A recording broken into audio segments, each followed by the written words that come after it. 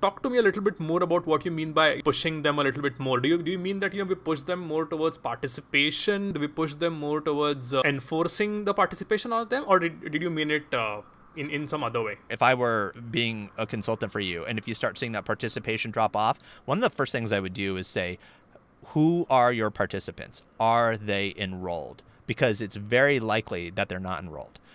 That's different though. That's very different though from participants that are the right participants. They're your disposition participants, but you're not engaging them in a way in which they are looking to be engaged. So I think that's almost a second level, is you have your enrolled, and then are you meeting the promise of what you're looking to do in that leadership, development program? Are they expecting intimate time with the CEO of the company? So the CEO participates for an entire day with the experience. Because for some participants, particularly in a company, having exposure to the CEO, that's really exciting. Are they expecting to be challenged in their thoughts, their mindsets, and beliefs? And that, as I was sharing earlier, I think that's something that leadership development professionals really need to focus more on and lean in on to make a powerful change and to create the experience that's going to help move the company forward. So, levels of engagement. Is the content rich? Is the content rich enough in order to keep them, plugged in? Because it's different using The Happiness Advantage by Sean Achor versus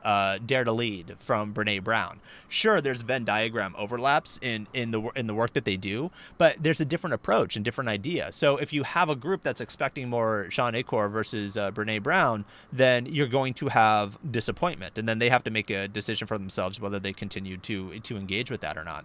So there are probably some other things that I'm not thinking of right now, but when you're starting to see that participation go down, I think that those are some things that you need to consider. And I think talking with your learners is a great way in order to best understand that.